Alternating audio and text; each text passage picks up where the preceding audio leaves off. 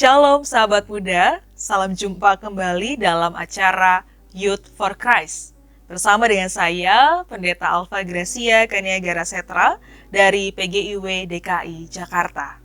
Hari ini, Jumat 13 Desember 2024, kita akan menyimak sebuah perenungan yang dituliskan oleh Ibu Elidiah Praptanti dengan judul Lapar dan Haus akan Firman Tuhan, yang didasarkan pada kitab Amos pasal 8 ayat 4 sampai 12. Sebelum membaca firman Tuhan, mari kita berdoa.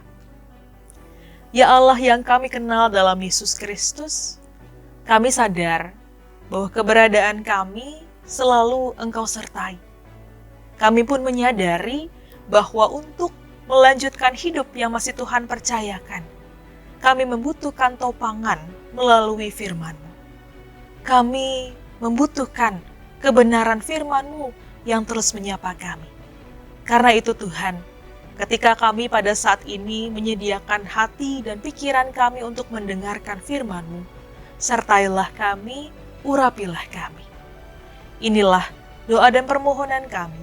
Di dalam nama Tuhan kami Yesus Kristus, kami berdoa. Amin. Sahabat muda, yang akan menjadi pusat refleksi kita hari ini adalah Amos pasal 8 ayat 11.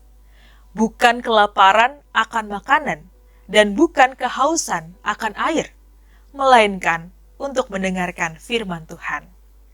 Sahabat muda, saat rezim komunis mengendalikan Tiongkok selama revolusi kebudayaan di tahun 1966 sampai 1976, praktik keagamaan publik dilarang dan ibadah umat Kristen berubah menjadi pertemuan tersembunyi.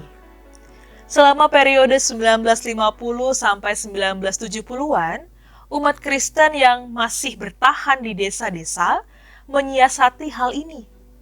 Mereka membagi Alkitab lembar demi lembar kepada setiap anggota jemaat untuk disimpan di tempat-tempat tersembunyi di rumah mereka.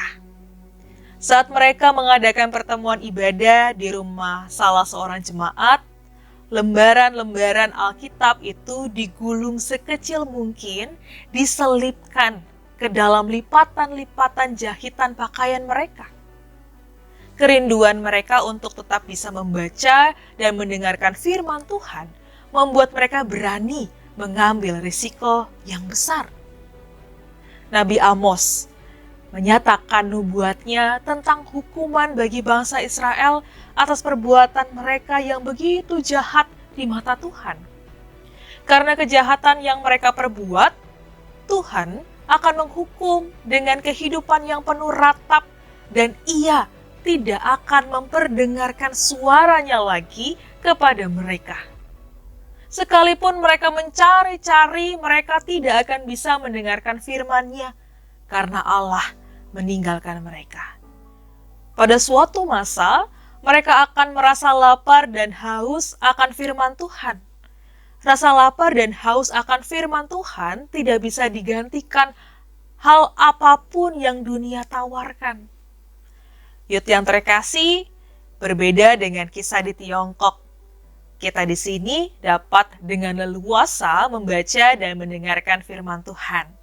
Syukurilah dan gunakanlah kesempatan ini dengan baik. Ketika saat ini Allah masih bersedia berbicara kepada kita melalui firman-Nya, dengarkanlah dan perhatikanlah agar kita semakin mengerti kehendak-Nya. Jadilah orang yang lapar dan haus akan firman Tuhan.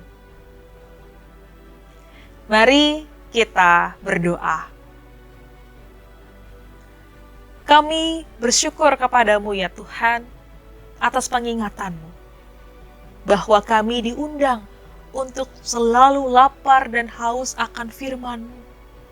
Dan kami juga diundang untuk mensyukuri kebenaran firman-Mu yang masih terus diperdengarkan, yang masih terus mengingatkan kami. Ajarilah kami ya Tuhan untuk setia mendengarkan dan merenungkan firman-Mu dalam hidup kami.